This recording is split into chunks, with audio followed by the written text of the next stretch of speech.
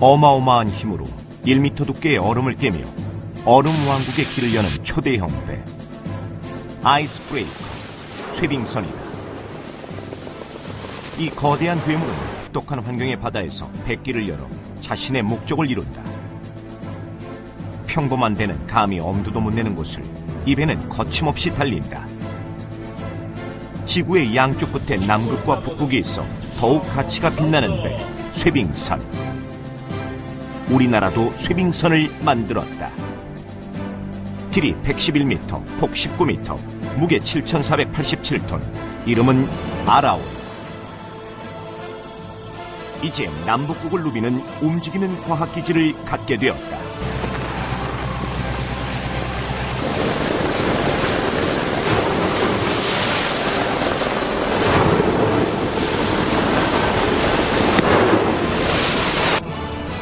남극 도전의 새로운 역사가 시작된 것이다.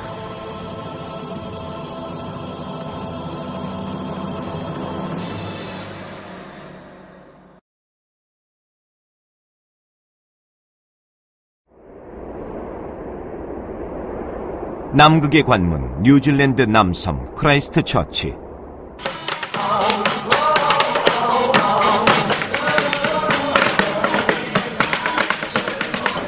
관광객으로 붐비는 도심 한가운데 영국인 탐험가 로버트 펠콘 스콧의 동상이 서 있다. 스콧은 1910년 남극점 탐험을 위해 테라노바호를 타고 이곳을 출발했다. 100년 후 대한민국 쇠빙선 한 척이 출항을 기다리고 있다. 아라온호다. 아라온호는 남극으로 향하기 전에 이곳에서 급유를 받는다. 한국에서 비행기를 타고 뉴질랜드로 날아온 연구원들이 합류하기 시작했다. 이들은 남극 대륙기지 후보지 서남극 케이프 벅스와 동남극 테라노바 베이를 정밀조사하여 후보지 선정의 기초자료를 모으기 위한 정밀조사다. 또 다른 승선 인원은 아라온호 쇠빙 실험에 참여하는 관계자들이다. 쇠빙 실험을 위해 러시아 얼음 전문가들도 참여했다.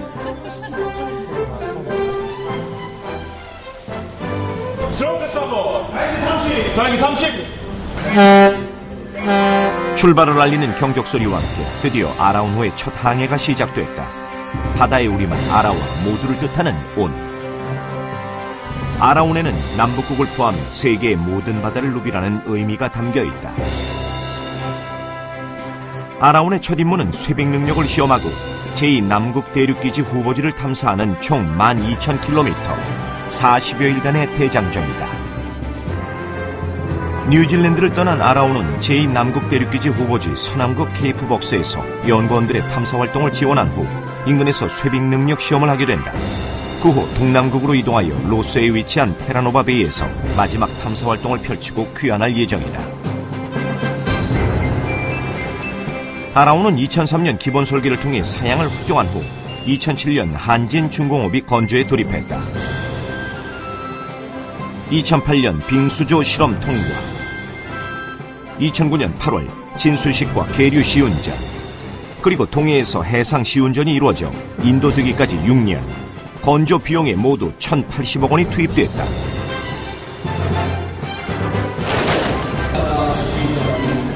(2009년 11월 2일에는) 마침내 건조사 한진중공업으로부터 극지연구소가 아라온을 인도받게 된다. 이 아라온호는 이 자리에 계신 여러분들의 열정과 꿈과 땀과 그리고 피로 이루어졌습니다.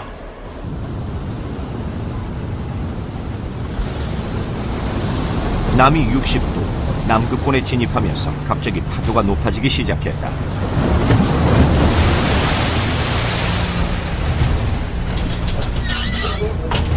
이런 날에는 승조원들의 발걸음이 다급해진다. 갑판으로 물이 차들어왔다. 파도가 치니까는 좀 파도가 물이 넘어오니까는 이제 거기 좀 보강을 좀 하는 거예요. 지난다. 일부 연구원들은 멀미를 시작했다. 방금 왔습니다. 아라온 한상호 닥터가 여성 연구원들의 방을 찾았다. 일단 시식하셨어요? 그럼요. 해놨어요? 네. 입덧을 또 하네. 전 입덧 한 번도 안 했어요. 안 했는데 입덧 안 하신 분이 페이스했더라. 아라온에 와서 입덧을 하네.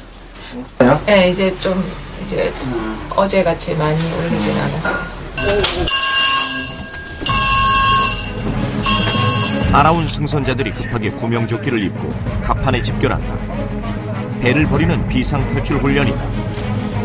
배에 남겨진 사람이 없도록 인원을 확인한 후 구명종으로 질서있게 이동해야 한다.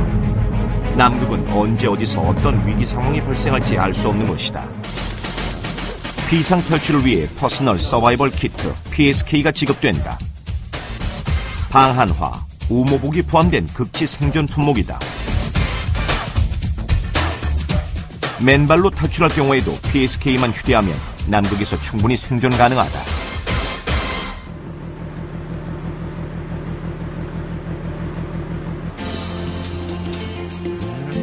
아라온에는 승조원을 포함하여 85명이 숙식이 가능한 공간이 갖춰져 있다. 1인실에서 4인실에 이르기까지 생활하는 데 불편한 것이 없다.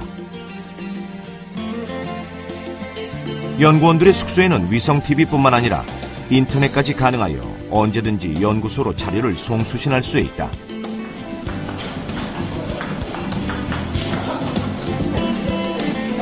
아라온은 좁은 공간이다 보니 운동이 부족할 수 있다. 탁구대 1개와 각종 러닝머신이 준비돼 승조원과 연구원들의 체력 확보를 돕는다.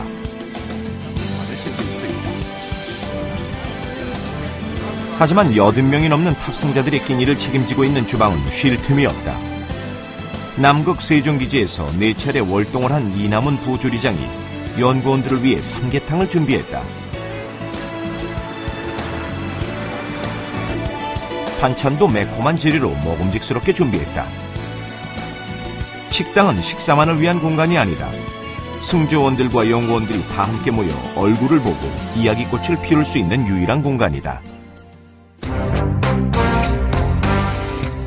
아라온에 장착된 엔진은 3500kW급 총 4개. 이는 한 번에 말 13,400마리가 끄는 힘을 낼 수 있는 수준으로 동급의 일반 선박에 비해 3배에서 4배가 높은 출력을 자랑한다. 일반 선박은 엔진 구동을 장축으로 연결해 프로펠러를 돌리는 데 반해 아라온은 발전기로 전기를 만들어 3300V의 전원을 모터에 공급해 전기 모터에 의해서 추진기를 돌리는 방식이다. 쇠빙선이 얼음을 깨려면 얼음 위에 올라타 짓누르면서 전진해야 한다. 그때 순간적인 힘이 제공되어야 한다. 많은 전력을 순간적으로 크게 공급해 힘을 크게 한다. 따라서 일반 디젤 엔진의 추진 방식보다 전기 추진 방식이 쇠빙선에 유리한 것이다. 아라온호는 단순히 쇠빙선이 아니다. 어떠한 조건에서도 과학활동을 벌일 수 있고 그에 맞는 첨단 장비를 장착한 떠다니는 과학기지다. 다중 채널 탄성파 탐사 시스템, 27원의 고가 장비다. 연구 장비 중에는 음파를 이용하는 장비들이 많다. 여러 주파수 중 고주파를 분석하면 표층의 상태를 정밀하게 볼 수 있고 저주파를 분석하면 해저면 및 깊은 곳까지 두꺼운 지층을 파악하게 해준다. 아라온호의 탄성파 탐사 시스템 같은 경우는 강한 음파를 사용할 수 있기 때문에 해저면 10km 정도까지의 구조를 그려낼 수 있다.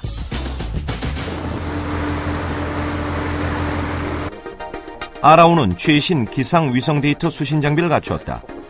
수집된 데이터는 고해상도 영상으로 변환되어 러시아 빙항법사와 김현율 선장에게 전달된다. 아라온의 운항 경로를 결정하는 중요한 요소다. 지금 그 영국의 제임스 클락 로즈라는데 그 쇠빙선에 장착이 되는 장비고 거기 대비해서 이제 스펙이 좀 많이 업그레이드 돼가지고 지금 이제 기존의 것보다 더 많은 위성들을 잡을 수 있게.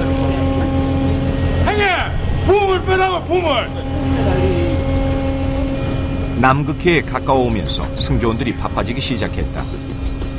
수심 4,200m까지 내려가 수심별로 바닷물 온도와 염분도 등을 실시간 측정하는 CTD가 아라온에서 내려졌다. CTD가 작동되면 아라온은 정지돼 있어야 한다. 이를 위해 아라온은 동쪽 자동 위치 제어 시스템이라는 독특한 시스템을 작동시킨다.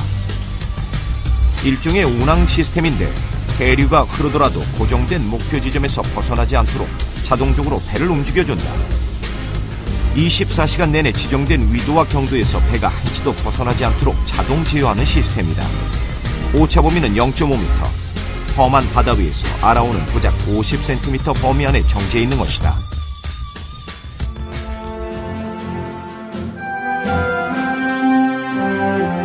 (2010년 1월 22일) 아라온호가 남해 70도 해상에 도착했다.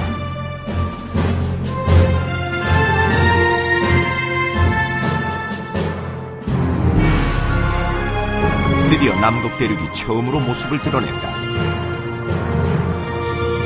아라온호가 처음으로 남극 대륙에 접근한 곳은 서남극 마리버드랜드의 케이프 벅스. 케이프 벅스는 남위 74도, 서경 136도. 이곳은 제2대륙기지 후보지 중 한 곳으로 아라온은 대륙기지 후보지 정밀조사팀의 활동을 우선적으로 지원한다. 아라온의 첫 임무, 헬기가 준비되고 수송작전이 펼쳐진다.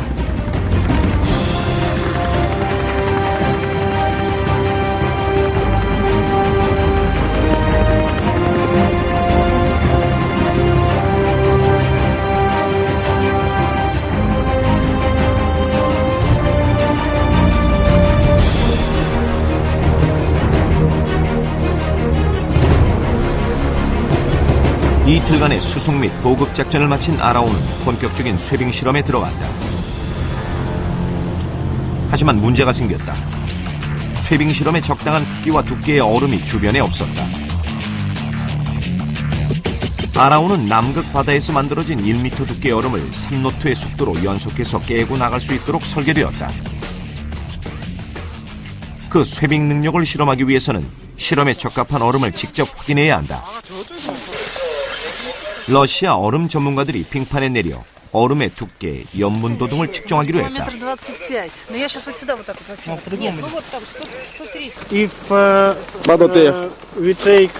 작습니다. 바닷물이 얼어서 만들어진 해빙이다.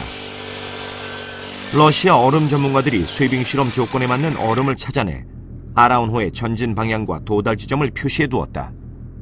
여기를 이제 마지막으로 해서 이제 저희 팀들은 배로 철수를 하고 배를 이제 이 루트를 그대로 따라서 쇠빙 테스트를 시작을 하게 될 겁니다.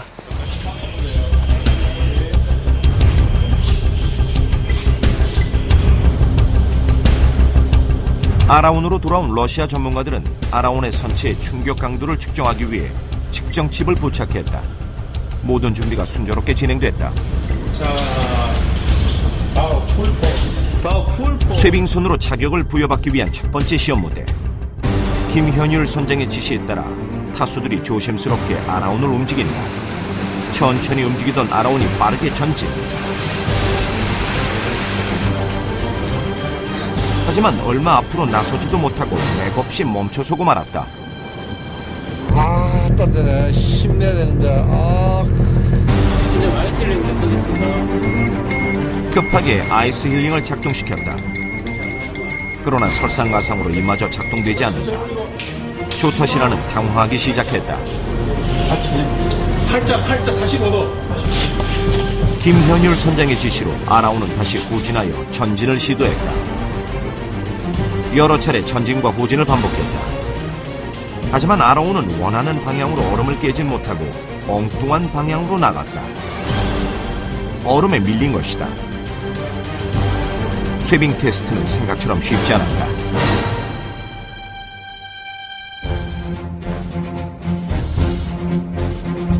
바다의 얼음은 여러 종류가 있다. 해빙은 바닷물이 얼어서 생긴 것이고, 빙산은 육지에서 생긴 것으로 담수, 빙붕이나 빙하가 바다로 떨어져 나간 것이다. 과학자들은 얼음이 생각보다 위험한 존재라는 걸 알게 되었다. 쇠빙선은 모든 어려운 조건에 대처해야 한다. 남극의 상주기지를 가진 나라 중에 쇠빙선이 없는 국가는 한국과 폴란드뿐이었다. 지난 20여 년간 세종 과학기지의 과학자들은 남극에서 활약하는 외국 쇠빙선을 부러운 눈으로 쳐다볼 수밖에 없었다.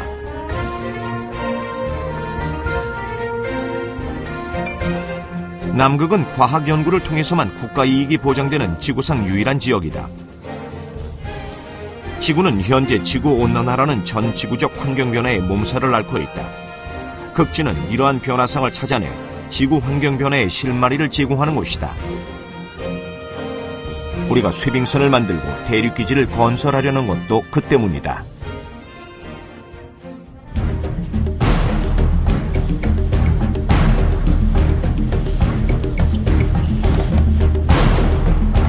조타실에는 다시 긴장감이 엄습해왔다.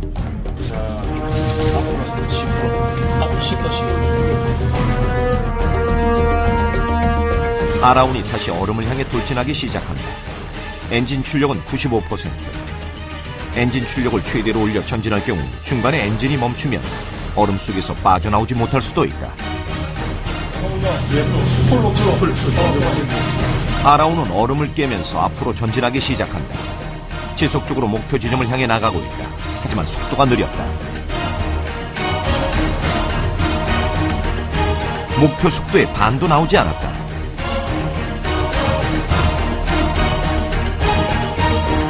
마침내 목표 지점 도달. 조타실은 또다시 어두운 그림자가 드리워지기 시작했다.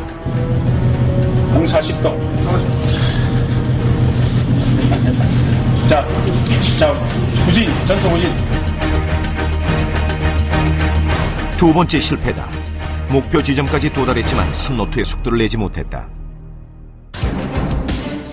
쇠빙선의 핵심 요소는 세 가지. 강화된 선체와 쇠기 형태의 모양, 그리고 단단한 얼음을 가르는 파워.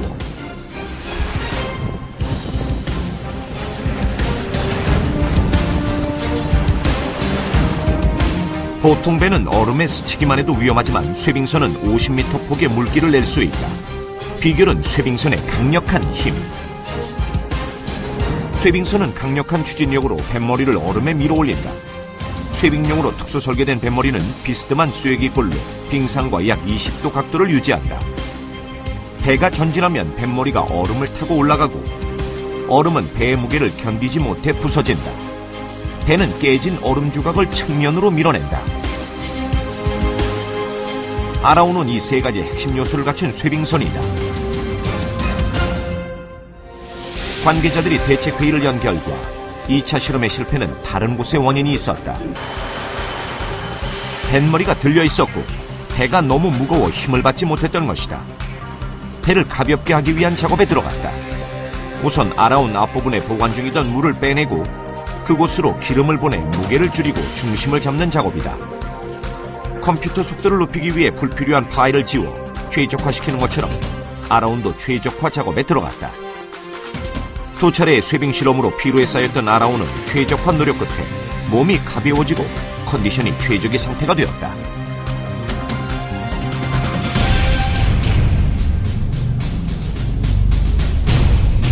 드디어 아라운호의 세 번째 도전이 시작됐다. 50cm의 눈이 쌓인 두께 1.2m의 얼음. 선장의 전진 명령이 떨어졌다. 가벼워진 아라운은 속도가 붙으면서 전진을 시작했다.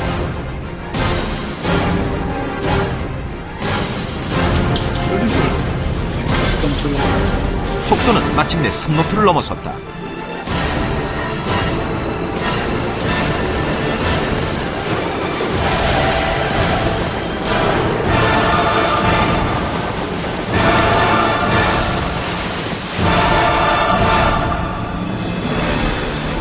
아라운이 멈추고 선장은 안도의 한숨을 내쉬었다.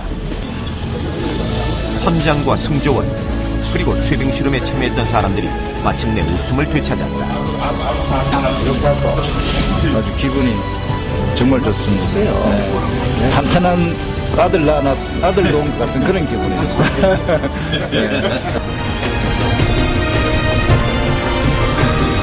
국내 최초의 쇠빙 연구선, 국내 최초로 남극에서 이루어졌던 쇠빙 실험.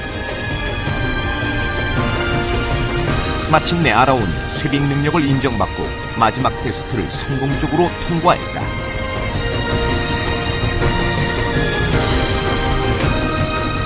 아라운은 쇠빙 실험을 마친 후 남극 항해를 계속했다. 두 번째 남극 대륙기지 후보지 테라노바 베이로 향한 것이다. 아라운의 첫 남극 항해로 제2남극기지 장보고 과학기지 건설지가 테라노바 베이로 확정됐다.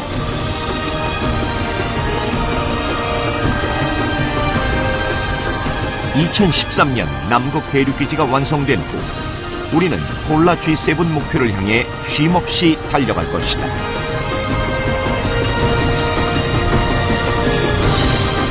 바로 아라운이 있기에 가능한 것이다.